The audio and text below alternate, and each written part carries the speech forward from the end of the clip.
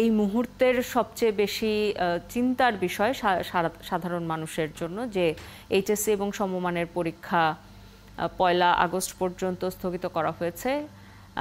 শুধু পরীক্ষা স্থগিত নয়, পরীক্ষা যারা দিচ্ছে তাদের জন্য যেমন এই ব্যাপারটি ভাবনার, আরেকটি বিষয় হচ্ছে যারা এখন বিভিন্ন কলেজে ভর্তি হবে তাদের ভর্তি বিলম্ব হচ্ছে এবং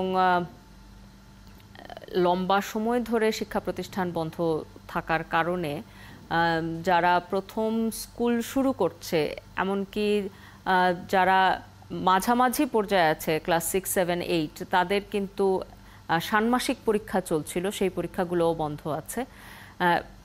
সার্বিকভাবে শিক্ষা ব্যবস্থার উপরে একটা নেতিবাচক প্রভাব পড়েছে এই লম্বা সময় ধরে শিক্ষা প্রতিষ্ঠান বন্ধ থাকার কারণে। সেই বিষয়গুলো নিয়ে আলোচনার জন্য আমাদের সাথে যুক্ত হচ্ছেন সিনিয়র সাংবাদিক সাইফুর রহমান তপন। স্বাগত জানাচ্ছি আপনাকে একাত্তর সকালে। শুভ সকাল। এই যে স্কুল কলেজ বন্ধ থাকছে লম্বা সময় ধরে এবং যেই শিক্ষার্থীরা সবেমাত্র ক্লাস শুরু করেছিল তাদের থেকে শুরু করে 6, 7 ক্লাসের ষান্মাসিক পরীক্ষা চলছিল, সেই পরীক্ষাগুলো বন্ধ। যারা এসএসসি পাশ করলো সবেমাত্র, তারা যখন ভর্তি হতে যাচ্ছে কলেজে সেই জায়গাতে বিলম্ব হচ্ছে এবং সবশেষে এইচএসসি পরীক্ষা যারা দিচ্ছে তাদের পরীক্ষাও স্থগিত হচ্ছে। এই যে একটা সিরিয়ালি একটা অসুবিধার মধ্যে শিক্ষার্থীরা পড়লো, এখান থেকে যেটি হয়ে গেছে, যে ঘটনা ঘটে গেছে সেটি তো আর পরিবর্তনের সুযোগ নেই, কিন্তু তাদেরকে দ্রুত শিক্ষায় তাদের শিক্ষা পরিবেশ ফিরিয়ে দেওয়ার জন্য এখন কি করা যেতে পারে? ধন্যবাদ আপনাকে। প্রথম কথা হলো মানে এইচএসসি পরীক্ষার্থীদের বিষয়টা মানে খুব এটা একটা ইমিডিয়েট ক্ষতি এই অর্থে যে কোনো কিছুর একটা মোমেন্টাম থাকে। একটা পরীক্ষা যখন শুরু হয়, পরীক্ষার্থীরা একটা পরীক্ষার মধ্যে যে কি বলবো এটাকে, অর্থাৎ মনোনিবেশ করা, পরীক্ষার মধ্যে যে একদম সমস্ত দিক দিয়ে মনোনিবেশ করা, এই বিষয়টা ঘটে, আস্তে আস্তে ঘটে। এখন এখানে যখন একটা তৈরি হয়, বিঘ্ন তৈরি হয়, কিংবা এখানে যখন একটা স্টপেজ আসে, তখন কিন্তু তার ওই যে গতিটা ছিল সেই গতিটা নষ্ট হয় এবং এই গতির ক্ষতি কিন্তু দৃশ্যত, অর্থাৎ এখন বোঝা যায় না, যারা পরীক্ষা দেয় তারা বুঝে যে তখন তার পরবর্তী পরীক্ষাগুলোর জন্য যে ধরনের মনোনিবেশ করা দরকার সেই মনোনিবেশে কিন্তু ঘাটতি তৈরি হয়। ফলে এইচএসসি পরীক্ষার্থীদের জন্য এটা একটা, আমি মনে করি একটা খুবই আশু ক্ষতি এই বিষয়টা, এবং রেজাল্টে হয়তো এটার একটা প্রভাব আমরা দেখতে পাবো। এখন এটা তো কিছু করার নেই, এখন যে পরিস্থিতির মধ্য দিয়ে আমরা যাচ্ছি সেটা আমরা বুঝতে পারি। এখন আমরা আশা করবো এইচএসসি পরীক্ষাটা যাতে 1 তারিখ পর্যন্ত বন্ধ আছে বিশেষ পরিস্থিতির কারণে, সেটা যাতে যত দ্রুত সম্ভব সমন্বিত উদ্যোগের মাধ্যমে এটা যাতে শান্তিপূর্ণভাবে শেষ হতে পারে এইচএসসি পরীক্ষাটা।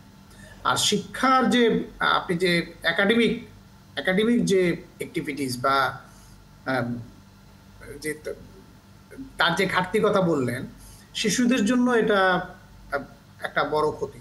কারণ শিশুরা, আপনি ভালো করে জানেন, ছোট ছোট শিশুরা, তারা অনেকেই আছে স্কুল শুরু করেছে, মাঝখানে কিন্তু ছেদ ঘটলে তখন স্কুলের প্রতি তাদের মনোযোগটা কমে যায় তাদের। এটা আমাদের বাচ্চাদের দিয়ে আমরা বিষয়টা বুঝি। তাদেরকে আবার স্কুলমুখী করা সেটা একটু কঠিন হয়ে পড়ে সেটা। আর তাছাড়া যে অন্যান্য যে মাধ্যমিক বা অন্যান্য উচ্চশিক্ষাদের যে এই যে সেশন জ্যাম এক ধরনের, এবং সিলেবাস সম্পূর্ণ না করতে পারার যে একটা শঙ্কা তৈরি হলো, সেটাও কিন্তু একটা ক্ষতি। এখন আমরা আশা করব যে এই যে বিচিত্র ধরনের ক্ষতি, এইচএসসি পরীক্ষার্থীদের এক ধরনের ক্ষতি, ছোট ছোট বাচ্চাদের এক ধরনের ক্ষতি, এবং অন্যান্যদের যে ক্ষতি, এই বিষয়গুলো আমাদের শিক্ষা বিষয়ক যে কর্মকর্তারা আছেন, যারা বিষয়গুলো দেখভাল করছেন, তারা এই বিষয়গুলো একটু ভেবে চিন্তে সিদ্ধান্ত নেবেন। আমি বলছি যে মানে খেয়াল খুশি মতো কোনো একটা সিদ্ধান্ত যাতে চাপিয়ে না দেয়া হয়, ভেবে চিন্তে সিদ্ধান্ত নেবেন এবং সম্ভাব্য স্বল্প সময়ের মধ্যে এই সিদ্ধান্তটা নিতে হবে। এটা আমরা আশা করি। আর এটা আমাদের দুর্ভাগ্য যে ঔপনিবেশিক আমলে এই ধরনের ঘটনা ঘটতো, সামরিক শাসনের আমলে এই ধরনের ঘটনা ঘটতো। আমরা ওই সমস্ত পর্ব থেকে বেরিয়ে এসেছি। আমরা গণতান্ত্রিক চর্চার মধ্যে আছি, কম অথবা বেশি চর্চার মধ্যে আছি, কিন্তু তারপরেও আমরা দেখছি যে ঔপনিবেশিক আমল কিংবা সামরিক শাসনের সময়কার যে প্রকৃতি, আন্দোলনের যে প্রকৃতি, এই প্রকৃতি থেকে কিন্তু আমরা বেরিয়ে আসতে পারিনি। এটা আমাদের জন্য খুব দুর্ভাগ্যজনক। সেটা একটা গণতান্ত্রিক রাষ্ট্র, গণতান্ত্রিক সমাজের যে বিক্ষোভের যে প্রকাশ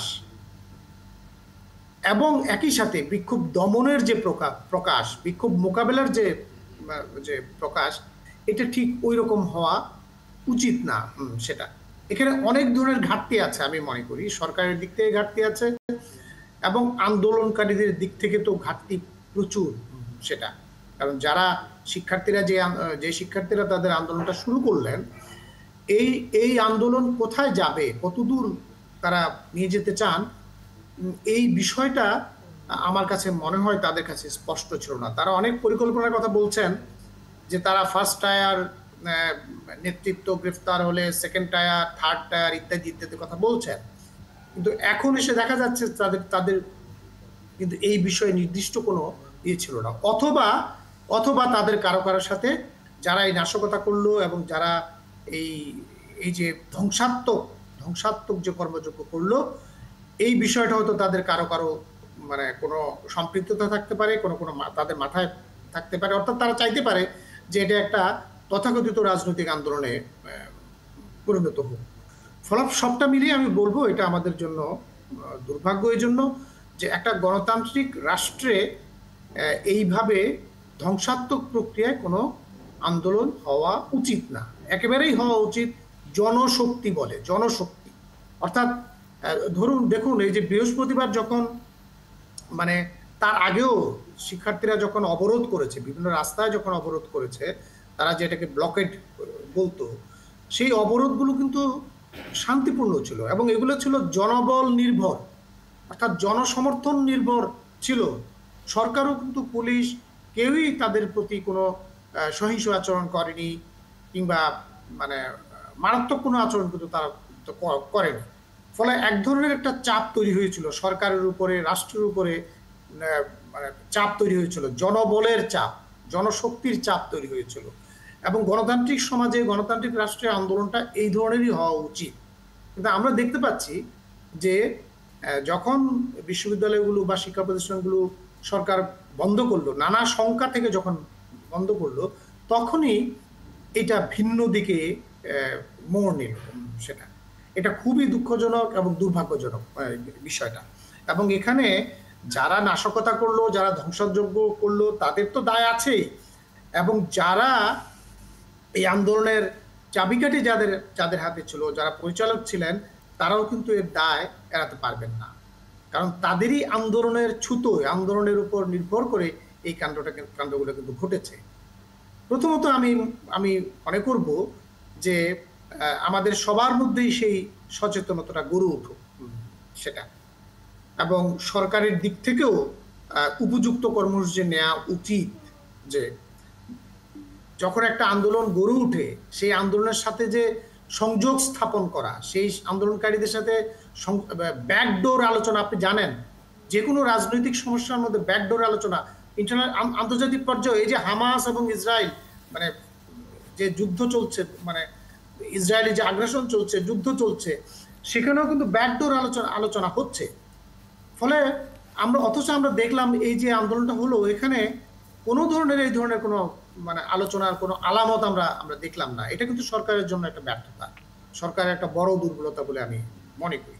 সরকারের দল আছে, সংগঠন আছে, রাজনৈতিক নেতৃত্ব আছে, তারাও এখানে কোনো সংযোগ স্থাপন করতে পারেনি। শিক্ষকরা কোনো সংযোগ স্থাপন করতে পারেনি। অর্থাৎ শিক্ষার্থীদেরকে একটা শৃঙ্খলার মধ্যে রাখা বা আন্দোলনটাকে একটা শৃঙ্খলার মধ্যে রাখার জন্য তাদের যে দাবি আদায়, সেই দাবি আদায় যাতে যথেষ্ট হয়, এখানে অন্য কোনো বিষয় যাতে যুক্ত না হয়, এই ক্ষেত্রে কিন্তু সরকারেরও।